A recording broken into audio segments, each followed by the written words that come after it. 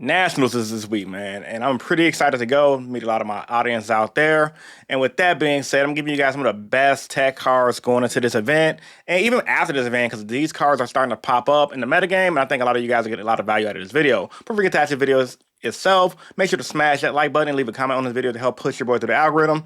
Also, be sure to check out the Discord and the link down below. We're growing a cool community out there that's really good for like not only deck doctor advice, dating advice, all kind of advice that's Yu-Gi-Oh! And non-Yu-Gi-Oh! Related. I'm really trying to build a community of players out there just to help each other out in different aspects of Yu-Gi-Oh! Even outside of regular Yu-Gi-Oh! So if you guys are interested in that, check my Discord down in the description down below. We're currently almost at 40 members. Now, with that being said, actually, tech cards going to the Nationals, man. So, starting off strong with DD Crow. DD Crow is a card I'm personally main decking at 3 all week. I've been testing online and it's been cracked. And I see why a lot of players like Charlie, when he won his YCS, was main decking too. The card is really good against literally everything. Sorso, banish the one that's in the graveyard. The mirror match for Missile Rizel, banish whatever you need, like the ritual spell. The main Mr. Rugie monster that popped the board. Against anything, against Rizel, when they activate 20 the Eclipse, you can banish one of the targets for Eclipse. There are so many different aspects for DD Crow that's really good in this format, and I think, honestly, main decking is better than side decking. Even going against, like, Malice, once they burn their Malice effect once, put it in the graveyard to try to bring back one of the GW cards, you can banish the Malice monster, get in there pretty much cooked. Now, depending on the Malice matchup, DD Crow is not that good. It depends on how they got their build structure, but if they're running a lot heavy GWC engine, it's really good against that. DD Crow also is just a card, it's old, so you can use more than one in a turn. And just in my formal testing, I personally think it's better than Nibru. Now, I know that's kind of a hot take. Nibru, in my opinion, has not been that great. A lot of people run it as a one-up for at the end of your Miss Rugie Rizel combo. You go into the guide and search the rock monster, search the Nibru, in turn pass, so that way if your opponent tries to spam against you, you have Nib in hand. With DD Crow at the very least, you can't search it, but against most of the decks in the metagame right now, it's just good. You banish their targets out of the graveyard. I think, from my testing at least, I played online, played against everything like from the mirror match, like Vanquish Soul, different rogue decks. Banishing stuff in the graveyard is at an all-time high, so graveyard disruption is a must. Even against things like that freaking machine deck that banishes stuff out of the graveyard, get their effects off. I can't think of the name right now. Save my freaking life. You banish them and they hit to the graveyard. Orcus. Hit the Orcus stuff in the graveyard and you're good to go. So yeah, DD Crow I think is a good tech card. Multiple different rarities. You can pick it up and you guys will have a good time going into nationals or even at locals if you guys can't make it to nationals. Next up, Ultimate Slayer, bro. So Ultimate Slayer is a card I was testing in the main deck at 3. That's a going second deck for a card from Misguided Arrest. But just for going second decks in general, I think Ultimate Slayer is really good. Maybe even come out of the side deck. I'm still iffy if I want to main deck it just for full transparency, only because I can't fit it. But that don't mean the card ain't cracked. The reason why the card is a little bit better now than it was back in the day is because of, for one, people forgot about it, but for two, a lot of Mr. Rugie Rizio decks, or just a lot of decks in general that's XYZ based, when you roll them, their main play is an Eno Baguska Pass. If you, and they may set some back row, if you Slayer them, now we have the card, the Talon card, the new rank 5, that when it's sent to the graveyard, it can pop back row. So you can Slayer, bounce, activate its effect, target the face down or destroy it. And the way the Talon card is ruled, once you target the face down, even if your opponent chains it, let's say for example if it's a continuous trap, like one of those floodgate traps, it'll still get popped because the card says destroy that card versus destroying that face-up card. So the little differences in the way it's worded allow you to get that free pop. So it's pretty much a 2-for-1. I've seen players talk about it. I've seen players pick it up at locals. And it's something that's going around in the community. I think a lot of people are going to be side decking it for nationals. The only con is some people are back on Metatron. Some people are even on XYZ Encore. But I think it's a really good card to catch people with their pants down. It's mainly for the Mr. Rugie Rizio deck or any Rizio deck in general or XYZ based deck.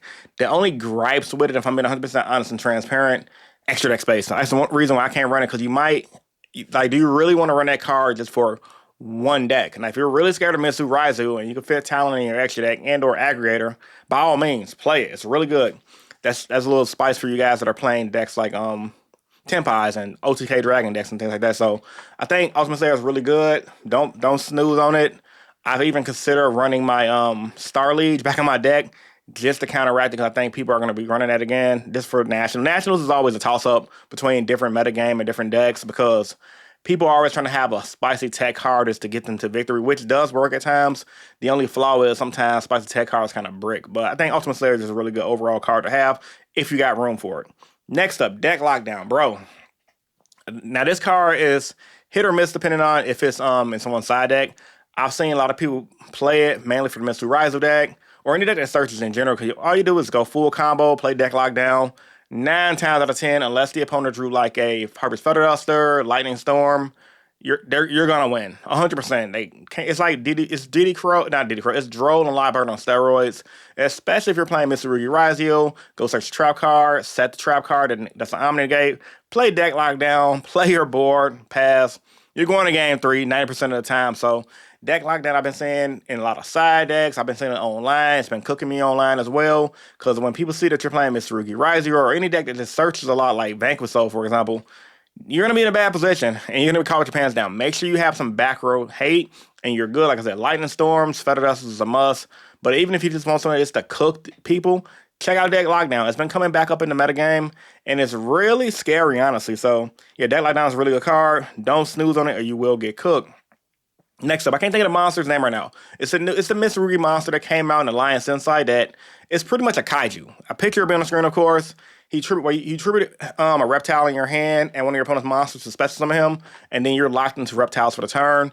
So the drawback is you're kind of cooked on spamming out Rhizome monsters if you're playing Rhizome Mr. Rugie. But if you're playing pure Mr. Rugie, is good.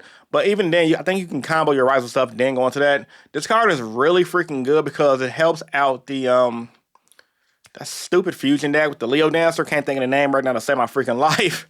I don't know why everything's just going. I'm drawing a blank right now on a lot of cards. So yeah, it's good against the Lunalight deck. And honestly speaking, real talk, man, it helps you out the Leo Dancer. Leo Dancer is a really good card that Lunalight is bringing out, mainly because it's unaffected by everything and it can board wipe. So if they're to bring that out first turn, there's nothing you can do but search that. So a lot of Mr. Rugie Yugioh and pure Mr. Rugie players are starting to use that card in their side deck, mainly because it's just really good just to out that one card. And for any deck that's running like a Cleave Fort Towers S type of card that's just gonna disrupt the opponent's play and slow them down a lot.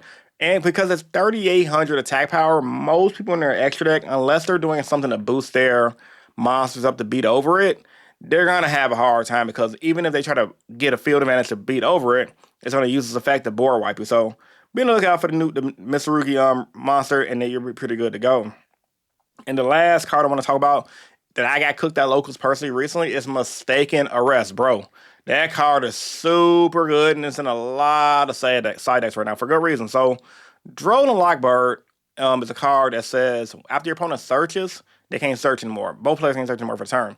Misguided Arrest says activate this card. Once this card resolves, cards cannot be searched. So Misguided Arrest can be chained to things like Mr. Rugie Prayers to stop them.